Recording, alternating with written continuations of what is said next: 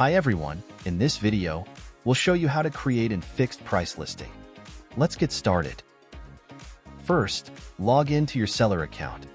Then click Create Listing. Choose the category for your product, and then select Fixed Price as the listing type. Optionally, you can select a specific region, so that your listing appears only when users filter for that region. Click Next to continue. Now, add the details of your item. Enter the title and description. You can apply the above styles to enhance its appearance.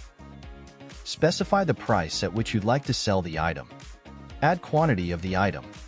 Check the Accept Offers option if you'd like to receive offers from buyers. Upload item images and a YouTube video link if you have one. You can also add other media or documents. If you want your listing to stand out among others, select these decoration options. Here, you can add shipping options by entering the shipping costs and then clicking Add. Here, you can review and update the payment and tax details as necessary.